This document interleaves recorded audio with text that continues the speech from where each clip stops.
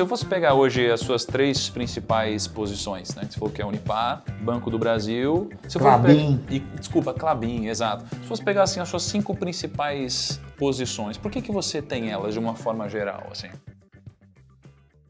Hoje, Unipar é a sua maior posição. É, a minha maior posição financeira.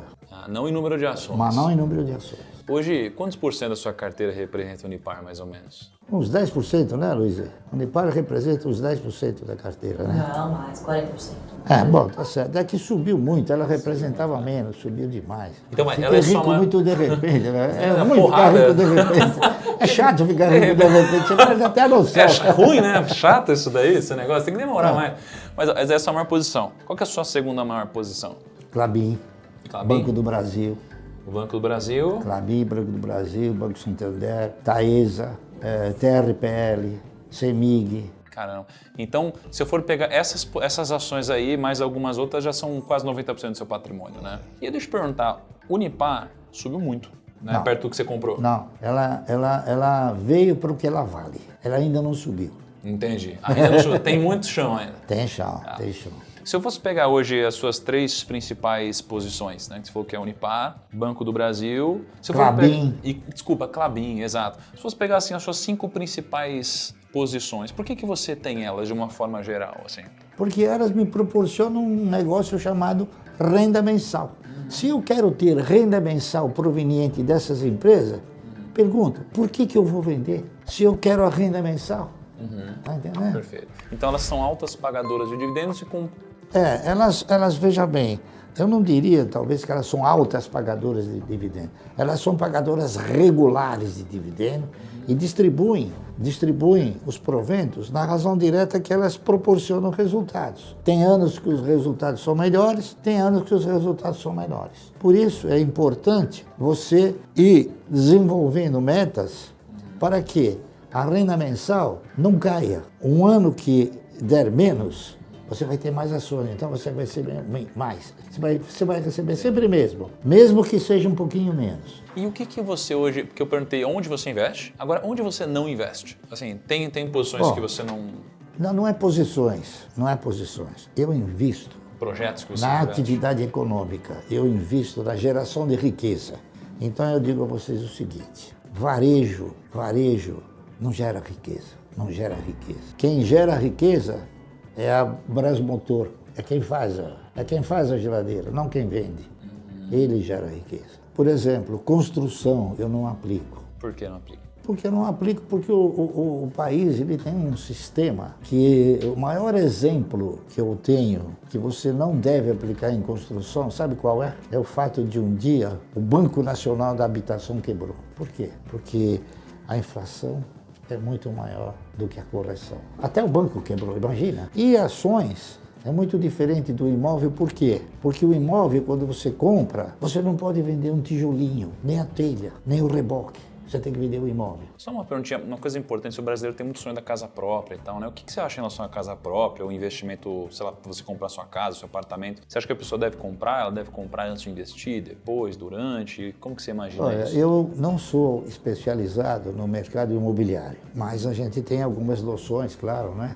Eu digo aos senhores o seguinte, eu vou contar um negócio que é verdade e faz muito tempo que eu não vejo essa senhora. 10, 15 anos atrás, quando o mercado ainda proporcionou oportunidades melhores do que está ocorrendo agora, chegou uma senhora que ficou viúva. Ela chegou para mim e falou, seu Barsi, eu moro num apartamento, num prédio que tem 2 andares, tem 6 apartamentos, não tem elevador, não tem nada. Tá certo? Tem 3 apartamentos embaixo e 3 apartamentos em cima. Meu marido morreu, deixou para mim um seguro que era, acho que, 60, 70 mil reais. Eu disse para ela o seguinte, olha, nós estamos numa situação de mercado agora muito favorável, né?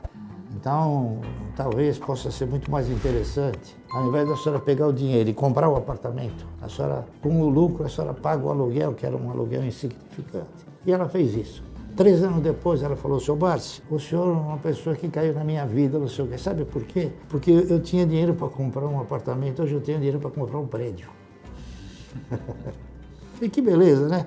Fiquei muito feliz com isso.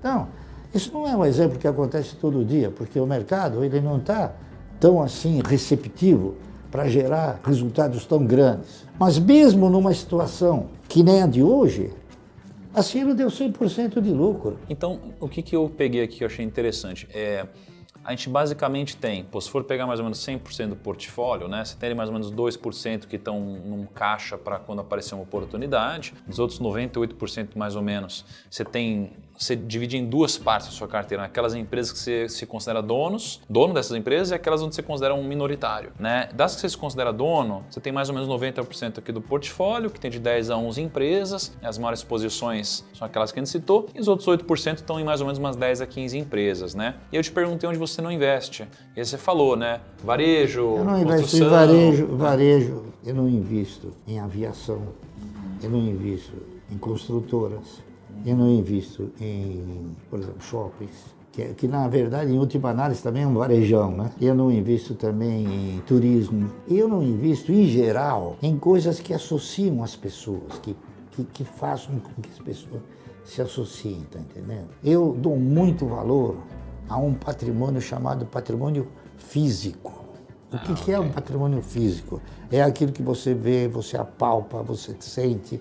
E eu não dou valor para o patrimônio intelectual. O patrimônio intelectual ele pode ter morte súbita, o patrimônio físico não. Eu não invisto em atividades como comprar ações claras de tecnologia, porque está na cabeça de um cara. Esse cara morre, a tecnologia vai para o inferno, vai para o Minas. Então eu não tenho a ambição de querer ficar rico de repente. Eu acho que para ficar rico, você tem que ter o quê?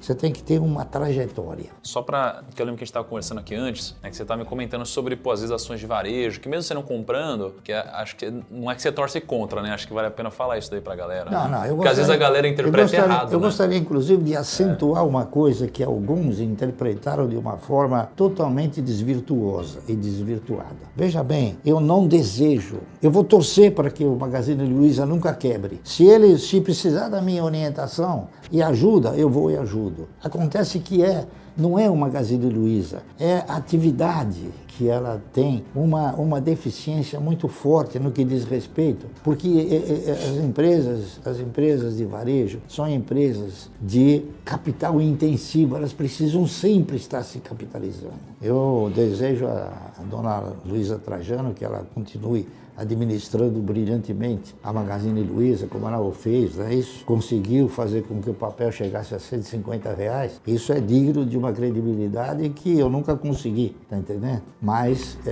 para deixar claro, que eu não torço, não desejo e não quero que o Magazine Luiza quebre. Eu dei o exemplo do Magazine Luiza, como eu poderia ter dado o exemplo de 40 outros que quebraram. Sloper, Mesbah, Clipper, Arapuã, de 40, que eu não me lembro de todas, entendeu? Muito bom. E é isso aí.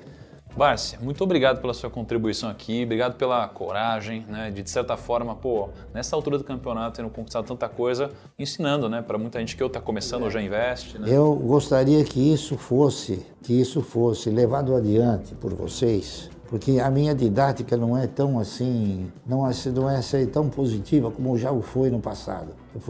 Eu fui professor universitário, eu dava aula de valor e formação de preço, como se formam os preços. E hoje a gente já tem assim um resquício de alguma falta de lembrança, não é isso? Então eu deixo a você, que é jovem e tem todas essas características, para desenvolver uma didática ao cidadão que procure mostrar para ele o ABC da aplicação. O ABC da aplicação é o seguinte: nunca confie seus recursos sem que você participe. Não dê o dinheiro assim, por muito bom que seja o portal, por muito grande que seja, a gente percebe o seguinte. Eu vou dar só um exemplo, porque é um exemplo, é palpável, saiu no jornal. O Itaú deu 7 bilhões. Quanto deu o Itaú de lucro?